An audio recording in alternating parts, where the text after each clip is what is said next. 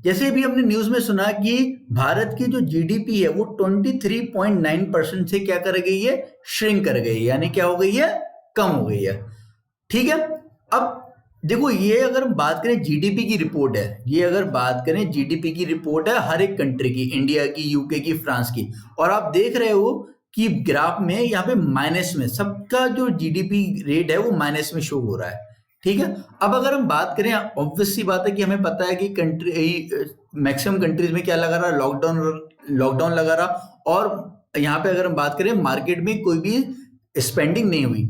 आइए समझते हैं पहले जीडीपी क्या होता है। देखो अगर हम बात करें जीडीपी की, तो जीडीपी का फुल फॉर्म होता है ग्रॉस डोमेस्टिक प्रोडक्ट। ठीक है, अब ग्रॉस डोमेस्टिक प्रोडक्ट की अगर हम बात करें तो ये किसी भी कंट्री की क्या बताता है, किसी भी कंट्री की फाइनेंशियल ग्रोथ को बताता है। ठीक है ना, किसी भी कंट्री की अगर हमें फाइनेंशियल ग्रोथ जाननी होती है तो हम उसकी क्या देखते हैं, जीडीपी देखते हैं। ठीक है ना, अब जीडीपी की अगर हम बात करें तो जीडीपी का मतलब ये होता है कि किसी भी कंट्री की बाउंड्री, जैसे भारत है, इंडिया के अंदर जितने भी बिजनेस हैं, चाहे वो प्राथमिक क्षेत्र से हो, प्राइमरी सेक्टर से हो, चाहे द्वितीय क्षेत्र से हो, सेकेंडरी सेक्टर से हो, या टर्सरी सेक्टर यानी तृतीय क्षेत्र से हो। जैसे अगर बात करें हमारे यहाँ प्राइमरी सेक्टर में क्या आ जाता है, एग्रीकल्चर, सेकेंडरी सेक्टर में क्या आ जाता है, मैन्युफैक्चरिंग, और टर्सरी सेक्टर में क्या आ जाता है, सर्विस। तो भारत में जितने भी बिजनेसेस हैं, चाहे वो प्राइमरी सेक्टर से रिलेटेड हो, चाहे मैन्युफैक्चरिंग सेक्टर से रिलेटेड हो, चाहे सर्विस सेक्टर से रिलेटेड हो, इन सबकी क्या होती है, इन सबकी रेवेन्यू को, इन सबकी इनकम को क्या किया जाता है, कैलकुलेट किया जाता है। ठीक है ना, और इसके बेसिस पे बताया जाता है कि कंट्री की ये ग्रोथ रही। अब देखो ग्रोथ की अगर हम बात करें तो हम ग्रोथ कैसे बताते हैं कि ग्रोथ जो बताई जाती है वो कंपैरिजन से बताई जाती है। जैसे कि अगर हम बात करें, मान लो आपने 2015 में कोई कंपनी खोली और उस कंपनी का जो प्रॉफिट रहा आपका 1 लाख रहा, और अब 2016 में आपके इस साल जो आपका प्रॉफिट रहा वो रहा आपका 1.5 लाख। तो आप बोलोगे ना कि आपकी जो ग्रोथ रही एक साल में, जो आपकी ग्रोथ रही एक साल में वो कितनी रही, 50% रही। ठीक है, वैसे यहां पे अगर हम बात करें तो ये कंपैरिजन किया जाता है। कंपैरिजन किससे किया, जैसे हमने लास्ट ईयर से किया, वैसे यहां पर भी क्या हुआ, गवर्नमेंट ने क्या किया, लास्ट ईयर से कंपैरिजन किया। ठीक है, अब ये जो देखो लास्ट ईयर से कंपैरिजन किया, अब देखो न्यूज में क्या था कि पहली तिमाही, फर्स्ट क्वार्टर, पहली तिमाही की रिपोर्ट आई है। देखो एक चीज और बता दूं, यहाँ पे हमारे क्या क्या फॉलो होता है, फाइनेंशियल ईयर, मैक्सिमम कंट्री में फाइनेंशियल ईयर फॉलो होता है। जो 2 तरीके के ईयर होते हैं, कैलेंडर ईयर होता है, एक फाइनेंशियल ईयर होता है। कैलेंडर ईयर आपका कब से कब तक होता है, 1 जनवरी से 31 दिसंबर तक, और फाइनेंशियल ईयर आपका जो होता है वो 1 अप्रैल से लेके 31 मार्च तक होता है। ठीक है, अब इस फाइनेंशियल ईयर को अगर हम बात करें तो 4 क्वार्टर में डिवाइड किया गया। ठीक है ना, 4 क्वार्टर मतलब किया, हर एक क्वार्टर 3 महीने का। ठीक है ना, हर 3 महीने में हम कैलकुलेट करेंगे कि हमने कितनी ग्रोथ करी, यानी हम इवेल्युएट करते रहेंगे। हम अगर बात करें, देखेंगे हर 3 महीने में कि हम कहां पर स्टैंड कर रहे हैं। तो वही बात है कि हर साल इस तरीके से ही भारत की इनकम को कैलकुलेट किया जाता है, ग्रोथ को कैलकुलेट किया जाता है। तो पहले क्वार्टर यानी 2020 के अगर हम बात करें, पहले क्वार्टर में, पहला क्वार्टर कब से कब तक हो गया, जब हमारा फाइनेंशियल ईयर 1 अप्रैल से स्टार्ट हो रहा है, तो हमारा जो पहला क्वार्टर हो गया वो 1 अप्रैल से लेके कब तक हो गया, ठीक है ना, हमारा जो हो गया वो कब तक हो गया, 30 जून तक, यानी अप्रैल से लेके जून तक। ठीक है ना, तो अप्रैल, मई और जून, तो 3 महीने में भारत की जो ग्रोथ है उसे यहाँ पे बताया गया। तो यहाँ पे ऑब्वियस सी बात है, ग्रोथ तो हुई नहीं है, जो हमारी जीडीपी रही है नेगेटिव में रही है, यानी हमें क्या हो गया, लॉस हो गया। ठीक है, तो यहाँ पे अगर हम बात करें, जो बोला जा रहा है 23.9% गिर गई, जैसे मैंने बताया कि आपकी 50% की ग्रोथ हुई, कैसे बताया, जब आपने कंपेयर किया। अब अगर हम बात करें, अगर आपकी इनकम 2016 में 1.5 लाख को छोड़ के 50,000 होती, तो अब ये बोलते हैं ना कि 50% से आपकी क्या हुई, डी ग्रोथ हो गई। डी ग्रोथ मतलब कि आपकी जो ग्रोथ है वो कम हो गई। तो वैसे ही यहां पर कंपेयर किया गया कि 2019 के अगर हम बात करें पहले क्वार्टर में जो भी हमारी इनकम रही होगी, ठीक है, मान लो अगर हमारी इनकम 100 थी, तो इस बार हमारी जो इनकम रही है वो कुछ 76.1% रही। ठीक है ना। तो अगर हम बात करें हमारी इनकम क्या हुई है, कम हुई है। अगर हमारी इनकम 100 से 105 हो जाती इस साल, तो हम बोलते कि 5% से हमारी क्या हुई है, ग्रोथ हुई है। तो ये क्या शो करता, ये पॉजिटिव शो करता। अब हमारी पिछले साल के मुकाबले यानी जो बेस है हमारा वो 100 है, अब इसके मुकाबले अगर हम बात करें तो हमारी इनकम क्या हुई है, कम हुई है। तो मेरे ख्याल से यहां तक बात समझ में आ गई होगी कि जो भारत की ग्रोथ है वो क्या हुई है, कम हुई है। अब अगर हम बात करें भारत की तो ग्रोथ कम हुई है, जैसे मैंने बताया कि कोरोना वायरस पेंडेमिक चल रहा है, तो हमारी कंट्री की तो ग्रोथ कम हुई है, साथ में और भी जो कंट्रीज हैं उनकी भी ग्रोथ कम हुई। ठीक है, क्योंकि ऑब्वियसली तो मार्केट ओपन हुआ नहीं, इंडस्ट्रीज ओपन हुई नहीं, ठीक है ना। और कोई भी अगर बात करें मार्केट में मनी का फ्लो हुआ नहीं, तो यहाँ पे अगर बात करें इस वजह से ही हुआ है। तो ये जो ग्रोथ है ऑब्वियसली बात है कि ये एक अनसर्टेनिटी हो गई, ठीक है ना। सर्टन नहीं थी कि इस तरीके से ऐसा होगा, अनसर्टेनिटी हो गई। तो यहाँ पे कोई घबराने वाली बात नहीं है, ये चीजें सही भी हो जाती हैं, ठीक है ना।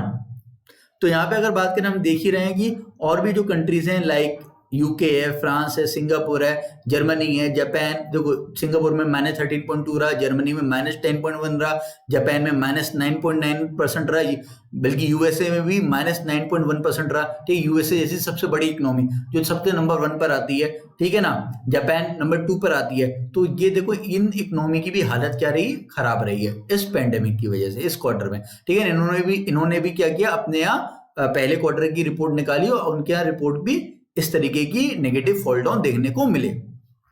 मैक्सिको में -0.8%, वियतनाम में पॉजिटिव रहा 0.4%, ब्राजील में 1% पॉजिटिव रहा और चाइना में 3.2%। अब ये एक विडंबना है कि जहां से ये चालू हुआ था, जो ये संकट आया, लोगों की नौकरियां चली गई, कंट्री की जीडीपी कम हो गई और यहाँ पे अगर बात करें बहुत सारे लोगों की डेथ हो गई, ठीक है। जहां से ये स्टार्ट हुआ वहां वो प्रोग्रेस में, ये एक विडंबना है।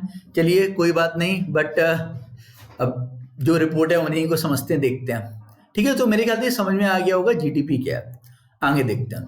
तो आगे यही न्यूज में रहा है कि फर्स्ट इकोनॉमिक कॉन्ट्रैक्शन 4 डिकेड, यानी कहने मतलब क्या हुआ कि 1980 के बाद भारत में ये फेज देखने को मिला, ठीक है। 1980 में इस तरीके का माइनस में, नेगेटिव में गई थी, उसके बाद 40 साल बाद ऐसा हुआ है, आफ्टर 40 ईयर। अब वही बात है कि ऐसा क्यों हुआ, वो हम सबको पता है कि क्यों हुआ है। तो वही बात है कि घबराने वाली बात नहीं है, ये सारी चीजें सही हो जाएंगी। तो अभी मैंने बताया, स्टार्टिंग में वीडियो में बताया था कि हम जानेंगे कि ये ऐसा क्यों हुआ और इन्हें सही कैसे किया जाएगा, ठीक है। देख लेते हैं the 2 growth engine, consumer spending and investment contract massively, spending lift, government led spending lift GDP from falling further on supply side, agriculture show growth by 3%। अब इतनी अगर बात करें पेंडेमिक रहा या इतना नुकसान हुआ, इंडस्ट्री बंद रही, देखिए हमारी जो बैकबोन कहलाता है, बोला जाता है कि इंडिया की जो बैकबोन है एग्रीकल्चर है, और सही बात है, आज इतने साबित कर दिया कि हमारी जो बैकबोन है वो एग्रीकल्चर सेक्टर रही है और एग्रीकल्चर ने हमें पॉजिटिव ग्रोथ शो करी है। तो आज हमें कुछ पॉजिटिवनेस जो देखने को मिल रही है वो हमें एग्रीकल्चर सेक्टर में देखने को मिली, जो 3.4% रही, ठीक है ना। यानी हमारा जो एग्रीकल्चर सेक्टर है वो, यानी कृषि क्षेत्र, वो हमारा बढ़ा। इंडस्ट्री यानी उद्योग जो सेक्टर है वो 40% से क्या कर गया, कॉन्ट्रैक्ट कर गया। आप जो ये बोल रहे हैं 3.4% बढ़ गया, 40% कॉन्ट्रैक्ट कर गया, आप इसे लास्ट ईयर के अमाउंट से कंपेयर कर सकते हो, ठीक है ना, एक फिगर से, कि मान लो लास्ट ईयर अगर 100 होगा तो यहाँ पे इस साल 103 हो गया। लास्ट ईयर इंडस्ट्री में 100 होगा तो इस साल इंडस्ट्री में 60 रहा, ठीक है ना। तो 40% से क्या करेगा, कॉन्ट्रैक्ट कर गया, ठीक है। अब एक चीज और यहाँ पे ये भी एक चीज आई है कि 23.9% जो ये श्रिंक हमें देखने को मिला, ये अगर हम बात करें 1996 के बाद से, जब देखो ये जो क्वार्टरली हर 3 महीने में जो रिपोर्ट, हर 3 महीने में अगर हम बात करें जो रिपोर्ट आती है, ये हमने स्टार्ट कब से किया, ये हमने स्टार्ट किया था 1996 से। 1996 से भारत में हर 3 महीने में क्या बताई जाती है, जीडीपी बताई जाती है, भारत की फाइनेंशियल ग्रोथ बताई जाती है 3 महीने में। तो 1996 के बाद से ये पहली बार ऐसा हुआ है कि इतना नेगेटिव परफॉर्मेंस देखने को मिला। अब आइए बात कर लेते हैं कि ऐसा क्यों हुआ। या इस पे एक्सपर्ट जो हैं, बहुत सारे जो इकोनॉमिक्स में इकोनॉमिस्ट हैं या जो एक्सपर्ट हैं, उनका क्या कहना है, ऐसा क्यों हुआ। तो आइए जानते हैं। देखो, अगर हम बात करें बच्चों, हमें पता है कि जब क्या हुआ, लॉकडाउन हुआ, तो लॉकडाउन के बाद क्या हुआ, लोगों की ऑब्वियस सी बात है डिमांड क्या हो गई, कम हो गई। ठीक है ना, मार्केट में क्या हुई, डिमांड क्या हो गई, कम हो गई। भाई लॉकडाउन लग गया, मार्केट बंद, लोगों की परचेजिंग पावर बंद। अब लॉकडाउन लग गया तो ऑब्वियस सी बात है इंडस्ट्री बंद हो गई, इंडस्ट्री क्लोज हो गई। ठीक है, इंडस्ट्री क्लोज हो गई तो ऑब्वियस सी बात है इंडस्ट्री ने क्या किया, मैन्युफैक्चरिंग क्या कर दी, कम कर दी या बंद ही कर दी थी। ठीक है ना, तो यहां पे अगर बात करें ये सारी चीजें हुई तो मार्केट में क्या हुआ, डिमांड कम हुई। डिमांड कम हुई, और डिमांड क्यों कम हुई, क्योंकि जब इंडस्ट्री ने मैन्युफैक्चरिंग बंद कर दी, काम बंद कर दिया, तो वहां पे क्या हुआ, लोगों की जॉब्स भी क्या होने लगी, जाने लगी। ठीक है ना, और ये जो लॉकडाउन रहा है वो हमने देखा है 3 महीने से ऊपर तक रहा, अभी भी 5 महीने हो चुके हैं और बहुत जगहों पे लॉकडाउन लगा हुआ है। तो जब लॉकडाउन लगा हुआ है तो ऑब्वियस सी बात है बहुत सारे लोग जॉब्स पे नहीं गए, जॉब्स पे नहीं गए तो ऑब्वियस सी बात है उन्हें पेमेंट नहीं मिला, उन्हें पेमेंट नहीं मिला, उन्हें क्या नहीं मिला, पेमेंट नहीं मिला। पेमेंट नहीं मिला तो उनकी क्या हो गई, परचेजिंग पावर कम हो गई। परचेजिंग पावर यानी खरीदने की जो क्षमता है वो कम हो गई। तो मार्केट में जब उनकी खरीदने की क्षमता कम हो गई तो मार्केट में क्या हुआ, डिमांड कम हो गई। तो ये एक्सपर्ट का यही कहना है कि ऐसा हुआ क्या, ये साइकिल कैसे बन गई और ये साइकिल बढ़ती कैसे जा रही है। ठीक है ना, यानी अगर इसे कंट्रोल नहीं किया गया तो ये बहुत ही बड़ा रूप ले लेगी और ये बढ़ती चली जाएगी। परचेजिंग पावर कम हुई, डिमांड कम हुई मार्केट में। ठीक है, अब यहां पर क्या हुआ, यहां पर क्या हुआ, जब डिमांड कम हो गई तो ऑब्वियस सी बात है यहां पे जो इंडस्ट्रीज हैं उन्होंने भी मैन्युफैक्चरिंग क्या कर दी, ऑब्वियस सी बात है मैन्युफैक्चरिंग क्लोज कर दी। तो मार्केट में क्या हुआ, यहां पे सप्लाई भी नहीं हुई, सप्लाई सेक्टर भी क्या हुआ, इफेक्ट हुआ। सप्लाई सेक्टर इफेक्ट हुआ तो यहां पे क्या हुआ, सप्लाई भी नहीं हुई मार्केट में, सप्लाई सेक्टर भी क्या हुआ, इफेक्ट हुआ। तो यहां पे क्या हुआ, जब लोगों ने डिमांड नहीं किया, ठीक है ना, और कंज्यूमर और जो इंडस्ट्री है वो सेल नहीं कर पाई, यानी इन्होंने बाय नहीं किया, इन्होंने सेल नहीं किया, तो ऑब्वियस सी बात है मार्केट में क्या हुआ, मनी का फ्लो क्या हुआ, स्टॉप हुआ। अब जब मनी का फ्लो स्टॉप हुआ तो यहां पे क्या हुआ, जीडीपी जो है यानी जो ऑब्वियसली बात है ग्रोथ है हमारी वो क्या हो गई, कम हो गई। ठीक है ना, अब ग्रोथ जो यहाँ पे बात की जा रही फाइनेंशियल ग्रोथ, तो यानी जब कोई फाइनेंशियल ट्रांजैक्शन हुआ नहीं तो फाइनेंशियल ग्रोथ हुई नहीं, तो यहाँ पे ऑब्वियस सी बात है जीडीपी का गिरना तय था। ठीक है, नहीं कोई बड़ी बात नहीं, जीडीपी का गिरना तय था। अब जब जीडीपी गिरी तो जीडीपी क्या, जब भी जीडीपी गिरती है तो हमें जब पता है कि गिरती है तो ये भी तय है कि जब भी जीडीपी गिरती है तो वो इनवर्सली प्रोपोर्शनल होती है अनएम्प्लॉयमेंट के। जीडीपी क्या होती है, इनवर्सली प्रोपोर्शनल होती है अनएम्प्लॉयमेंट के। इनवर्सली प्रोपोर्शनल का मतलब क्या हुआ कि जीडीपी गिरेगी तो अनएम्प्लॉयमेंट क्या होगा भाई, अनएम्प्लॉयमेंट बढ़ेगा। तो जीडीपी गिरी, अनएम्प्लॉयमेंट बढ़ा। ठीक है, तो यहां तक मेरी बात समझ में आ गई होगी आपको। तो इस वजह से क्या हुआ, भारत में जीडीपी गिरी क्योंकि मनी का फ्लो मार्केट में नहीं हुआ और बेरोजगारी बढ़ी। अब ये क्या हो रहा है, ये एक साइकिल बनती जा रही है। ठीक है ना, यानी कंट्री में क्या हो रहा है, अनएम्प्लॉयमेंट बढ़ता जा रहा है। देखो अनएम्प्लॉयमेंट की यहां पे अगर हम बात करें, एक सेकंड, देखो अनएम्प्लॉयमेंट की अगर हम बात करें, बेरोजगारी की अगर हम बात करें, तो ये जो अनएम्प्लॉयमेंट है ये साइक्लिकल अनएम्प्लॉयमेंट है। बहुत तरीके के अनएम्प्लॉयमेंट होते हैं, लेकिन ये जो सबसे ज्यादा जो अर्थव्यवस्था को या लोगों को या उस कंट्री की इकोनॉमी को जो डिस्टर्ब करता है वो साइक्लिकल अनएम्प्लॉयमेंट है। अब क्या हुआ कि मान लो अगर 1 लाख या 10 लाख नौकरियां चली गई, 10 लाख, वैसे 2 करोड़ से ऊपर नौकरियां चली गई भारत में, अगर 10 लाख नौकरियां चली गई हैं तो ये 10 लाख लोग भी क्या नहीं करेंगे, ऑब्वियसली बात है 10 लाख लोग की क्या हो गई भाई, परचेजिंग पावर कम हो गई। अब ये 10 लाख लोग भी डिमांड नहीं करेंगे, पहले ये 10 लाख लोग परचेजिंग पावर इनकी थी, इनके पास जॉब थी, ये डिमांड कर रहे थे, ठीक है। अब ये डिमांड नहीं करेंगे, ठीक है ना, क्योंकि इंडस्ट्रीज भी लॉस में जा रही है, इंडस्ट्रीज भी हायर नहीं कर रही है, ठीक है ना। जब इंडस्ट्रीज को प्रॉफिट नहीं हो रहा है तो ऑब्वियस सी बात है वो हायर नहीं कर रही है। देखो इंडस्ट्री हायर कब करती है, जब उसे जरूरत होती है, मार्केट में जब डिमांड होती है।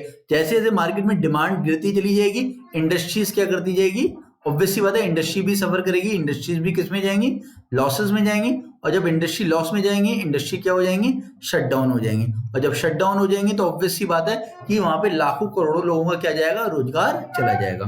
तो यहाँ पे इस तरीके से एक साइकिलिकल एक चक्र बन जाएगा, एक इसे बोलते हैं विशियस साइकिल, ठीक है ना। एक विशियस साइकिल बन जाएगी, अनएम्प्लॉयमेंट बढ़ता चला जाएगा, डिमांड कम होती चली जाएगी और वहां पे मार्केट और ज्यादा कॉन्ट्रैक्ट होता चला जाएगा। तो ये तो हमने जान ली समस्या। तो मेरे ख्याल से ये समस्या आपको क्लियर हो गई होगी कि एक चेन है, ये चेन, और इस सर्कल में अगर हम बात करें वो और ज्यादा उस पर भार बढ़ता जा रहा है इस सर्कल की वजह से। अब अगर हम बात कर लें कि ये सही कैसे होगी तो इसे भी जान लेते हैं। देखो यहाँ पे कुछ डेटा है, उसे भी हम पढ़ लेते हैं पहले। यहाँ पे क्या लिखा है, Indian economy saw its worst contraction in decade with gross domestic, ठीक है ना। सबसे वर्स्ट देखने को मिला ये हमने पढ़ी लिया, रिकॉर्ड 23.9%। और अच्छा ये एक और इम्पोर्टेंट पॉइंट नोट डाउन करने वाला है कि डेटा रिलीज कौन करता है, ये कैलकुलेट कौन करता है भारत में। तो भारत में जो ये डेटा कैलकुलेट करता है वो एनएसओ करता है, नेशनल स्टैटिस्टिक्स ऑफिस। देखो अगर बात करें पहले भारत में जो जीडीपी कैलकुलेट करता था वो सीएसओ करता था, एक डिपार्टमेंट था, सेंट्रल स्टैटिस्टिक्स ऑफिस। और एक और डिपार्टमेंट था NSO, national sample survey organisation. इन दोनों को मर्ज कर दिया गया और एक डिपार्टमेंट बनाया गया एनएसओ, नेशनल स्टैटिस्टिक्स ऑफिस। तो अब भारत में जो जीडीपी कैलकुलेट करता है वो एनएसओ करता है। तो ये क्वेश्चन आता भी पेपर में, कई बार आया भी है ये कि भारत में जीडीपी कैलकुलेट कौन करता है। तो भारत में जो जीडीपी कैलकुलेट करता है वो एनएसओ करता है, ठीक है। मेरे ख्याल से इतनी यहां तक बातें क्लियर होंगी सबको अच्छे से, ठीक है। आगे देख लेते हैं और कुछ डेटा यहाँ पे इंपॉर्टेंट यहाँ देख लेते हैं क्या रहा है। ही क्या मतलब जो एक्सपर्ट है, ठीक है ना, एक्सपर्ट की बात हो रही है। Expect GDP to contract 5% to 7% 2021, यानी जो एक्सपर्ट है वो कह रहे हैं कि आगे जाके 5 से 7% और क्या हो सकती है, कॉन्ट्रैक्ट हो सकती है इस पूरे फाइनेंशियल ईयर में, ठीक है ना। और वही बात है कि अभी जैसे जो हेडलाइन थी यही थी कि 40 साल बाद ऐसा हुआ है। तो 40 साल पहले जो कॉन्ट्रैक्शन हुआ था भारत में 1980 के टाइम पे, वो कितना हुआ था, 5.2%, यानी ठीक है। तो यानी 1980 में 5.2% कॉन्ट्रैक्शन हुआ था उस समय। उसके बाद से अब नेगेटिव में जा रही है, कॉन्ट्रैक्शन मतलब नेगेटिव में जाना, ठीक है। नेक्स्ट अगर बात कर लेते हैं, देयर हैव बीन 4 इंस्टेंस, ऐसा 4 बार भारत में हो चुका है कि जहां पे जीडीपी नेगेटिव में गई है। लेकिन इस साल ये सबसे वर्स्ट रहा है, यानी इंडिपेंडेंस के, आजादी के 1947 के बाद से ये सबसे वर्स्ट रहा है। लेकिन इसके वर्स्ट होने के कारण हम सबको पता है कोविड-19 पेंडेमिक जो ये सिचुएशन है, this is the only reason for this so much of world. और ये भी कोरोना वायरस भी ऐसे ही है, ये 100 साल में इस तरीके की बीमारी आई है। तो वही बात है कि यहाँ पर भी हम इस तरीके की जो जीडीपी में कॉन्ट्रैक्शन है वो पहली बार ही हम देखने को मिल रहा है इतना ज्यादा, ठीक है। तो इससे पहले कभी इकोनॉमिक एक्टिविटी बिल्कुल ही नहीं रुकी है, और यहाँ पे इकोनॉमिक एक्टिविटी बिल्कुल ही रुक गई थी। आई थिंक ये सारे पॉइंट आपको क्लियर होंगे, ओके, ठीक है। अब यहाँ पे अगर हम बात कर लेते हैं, एक और यहाँ पे डेटा दिया है गवर्नमेंट ने कि देखो अगर हम बात कर लें, देखो यहाँ पे मैं आपको एक्सप्लेन करता हूँ एक चीज। यहाँ पे अगर बात कर लें जीडीपी के, यानी हमारी अर्थव्यवस्था के जो इंजन होते हैं, 4 इंजन होते हैं, 4 इंजन। अभी मैं बता रहा था ना कि कैसे चीजें खराब हुई हैं और कैसे चीजें सही होंगी। तो ये 4 इंजन है, अगर इन 4 इंजन को सही तरीके से सुचारू रूप से चलाया गया कंट्री के इकोनॉमी के, तो कंट्री की इकोनॉमी अच्छे से चलेगी। अब जीडीपी को यानी कंट्री की ग्रोथ के जो 4 इंजन है वो क्या क्या है। तो पहला जो इंजन है वो है कंजम्पशन। कंजम्पशन समझ रहे हैं, यानी जो हम मार्केट में पैसा खर्च कर रहे हैं, डिमांड कर रहे हैं, ठीक है ना। देखो अगर बात करें, जब आपकी इनकम होती है ना, जब आपकी आय होती है, आप अपनी इनकम से 2 चीज करते हो, एक तो कंजम्पशन करते हो, सी करते हो। कंजम्पशन को हम स्टैंड कर लेते हैं सी से, ठीक है। आपने अगर बात करें 1000 रुपए कमाए तो आपने 500 रुपए कंजम्पशन अपने जरूरत में खर्च किए। और दूसरा क्या, आई स्टैंड फॉर इन्वेस्टमेंट, ठीक है ना। और बाकी 500 रुपए क्या कर दिए, इन्वेस्ट कर दिए। तो भैया अगर हम बात करें जब हमारे पास जॉब ही नहीं है, no job no income, so no consumption. Obviously है जब इनकम नहीं हो रही है तो कंजम्पशन नहीं होगा, यानी मार्केट में डिमांड क्या होगा, नहीं होगी, ठीक है। Consumption plus investment. देखो जब कंजम्पशन होता है, जब लोगों की इनकम बढ़ती है, कंजम्पशन होता है, तो डिमांड मार्केट में क्या होती है, बढ़ती है। जब कंजम्पशन बढ़ेगा तो डिमांड बढ़ेगी, ठीक है। और जब आपकी इनकम बढ़ेगी तो ऑब्वियसली आता है आप कंजम्पशन भी बढ़ाओगे और इन्वेस्टमेंट भी बढ़ाओगे, ठीक है। तो कंजम्पशन और इन्वेस्टमेंट, तो ये दो पिलर तो हैं ही कंट्री की इकोनॉमी को रन करने के लिए। इन्वेस्टमेंट यानी मार्केट में इन्वेस्ट करना। अब जब हम मार्केट में इन्वेस्ट करते हैं तो और भी कंपनीज को पैसा मिलता है, ठीक है ना। जैसे कोई भी अगर आप बिजनेस रन कर रहे हो तो आपको अपने बिजनेस को रन करने के लिए क्या करना होता है, उधारी लेनी होती है। आपने कई बार सुना होगा कि हम बहुत सारी जो कंपनीज हैं वो जैसे स्टार्टअप्स हैं या बहुत सारी और भी कंपनीज हैं, वो अपने बिजनेस को बढ़ाने के लिए बहुत सारा कैपिटल लेती हैं, ठीक है, इन्वेस्टमेंट। तो ये इन्वेस्टमेंट कहाँ से आ रही होती है, जब लोग मार्केट में इन्वेस्ट कर रहे होते हैं अपने पैसे को, ठीक है। आपने सुना होगा बैंक से उधार ले लिया या शेयर मार्केट से उधार ले लिया, ठीक है। अब इस तरीके से अगला अगर हम बात कर लें इन्वेस्टमेंट के बाद, जो हमारा अगला जो टूल है वो है गवर्नमेंट एक्सपेंडिचर, ठीक है। और लास्ट जो टूल है वो है हमारा एक्सपोर्ट, ठीक है। तो these are the 4 tool to run the economy, consumption, investment, government expenditure and export. अब यहाँ पे अगर हम बात कर लें, इस समय भारत में क्या हुआ, कंजम्पशन जो है वो कंजम्पशन का लेवल फॉल डाउन हो गया, इन्वेस्टमेंट क्या हो गई, कम हो गई, एक्सपोर्ट भी क्या हो गया, कम हो गया, ठीक है। तो अब यहाँ पे जब बात करें, जब 4 में से 3 जो हमारे टूल हैं वो हमारे फेल हो गए, ठीक है, और अब बचा एक टूल, वो क्या बचा, गवर्नमेंट एक्सपेंडिचर। अब गवर्नमेंट की अगर बात करें, ऑब्वियस सी बात है कि अब जब इस तरीके की सिचुएशन कंट्री में आई है तो गवर्नमेंट रिस्पॉन्सिबल है। तो गवर्नमेंट क्या करेगी, इन तीनों टूल को बैलेंस करने के लिए क्या करेगी, एक्सपेंडिचर यानी पैसा मार्केट में लगाएगी यानी खर्च करेगी। तो यहाँ पर यही चीज बताई गई है स्लाइड में कि यहाँ पर क्या हुआ है कि हमारा जो कंजम्पशन है वो क्या हुआ, 26.7% से कम हो गया। इन्वेस्टमेंट जो है वो 47% से क्या हो गई, कम हो गई। एक्सपोर्ट जो है वो 20% से क्या हो गया, कम हो गया, कॉन्ट्रैक्ट हो गया। अब जो हमारा इस टूल में जिसे बढ़ाया गया है वो 16.4% से किसे बढ़ाया गया है, गवर्नमेंट एक्सपेंडिचर को। अब गवर्नमेंट अपना एक्सपेंडिचर बढ़ा रही है। गवर्नमेंट का पैसा कहां से आ रहा है, गवर्नमेंट का पैसा जो आता है टैक्स से आता है। अब गवर्नमेंट का जो टैक्स का जो कलेक्शन था उससे तो ऑब्वियस सी बात है, जो उसके पास पैसा था उससे वो मार्केट में खर्च कर रही है या लोगों को दे रही है, जिससे मार्केट में डिमांड और सप्लाई का चेन बना रहे। बट यहाँ पर भी अगर हम बात करें, भी हमें देखने को ये भी न्यूज में मिला कि जो गवर्नमेंट के टैक्स के थ्रू कलेक्शन हो रहा है, जैसे आपने सुना होगा जीएसटी के बारे में, तो ये कलेक्शन भी क्या हुआ है, कम हुआ है। तो अभी तो गवर्नमेंट एक्सपेंडिचर अपना बढ़ा रही है, बट वही बात है कि आगे जाके वो इस टूल में भी प्रॉब्लम आ सकती है। तो देखते हैं आगे। अगर बात करें, गवर्नमेंट कोशिश करेगी किसी भी तरीके से यहाँ पर एम्प्लॉयमेंट को बढ़ाया जाए, डिमांड को बढ़ाया जाए, इन्वेस्टमेंट को बढ़ाया जाए। तो जब इन्वेस्टमेंट होगा मार्केट में तो वहाँ पे एम्प्लॉयमेंट भी जनरेट होगा और टैक्स भी बढ़ेगा। तो वो पूरी एक चेन है, वो एक तरीके से हमारी जो है वो काम करने लगेगी, ठीक है। आई थिंक यहाँ तक बातें क्लियर होंगी। आगे इस ग्राफ में देख लेते हैं। इस ग्राफ में यहाँ पे एक्सप्लेन किया गया है कि ये जो ग्रोथ है वो हमारी गवर्नमेंट एक्सपेंडिचर की शो कर रहा है। यहाँ पे स्पेंडिंग कम हो गई है और इन्वेस्टमेंट भी यहाँ पे क्या हो गई है, कम हो गई है, ठीक है। यहाँ पे अगर हम बात करें, ये जो हमारा क्वार्टर रहा है, इस क्वार्टर में जो ग्रोथ शो करी है वो सिर्फ एग्रीकल्चर सेक्टर ने शो करी है। जैसे मैंने बताया कि एग्रीकल्चर हमारी कंट्री की बैकबोन कहलाता है, तो उसने साबित भी किया है। और एग्रीकल्चर सेक्टर की अगर हम बात करें, इसने अपनी ग्रोथ शो करी है 3.4% है। बाकी जितने भी सेक्टर हैं, चाहे वो मैन्युफैक्चरिंग सेक्टर हो, चाहे वो सर्विस सेक्टर हो, चाहे वो डिफेंस हो या पब्लिक एडमिनिस्ट्रेशन हो, सारे के सारे सेक्टर क्या है, कॉन्ट्रैक्ट कर गए, ठीक है, माइनस में है, नेगेटिव में है, ठीक है। तो हमें ये अच्छे से याद रखना है कि इस क्वार्टर में, इस पेंडेमिक ने जो हमारा साथ दिया वो एग्रीकल्चर सेक्टर ने दिया 3.4% से, ठीक है।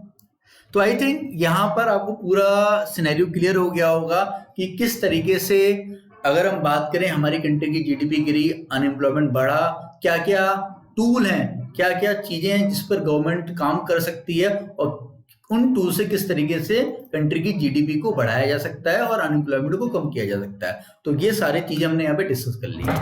तो आई होप आपको ये सेशन पसंद आया हो। तो आप हमें जेसी एकेडमी पे फॉलो कर सकते हैं,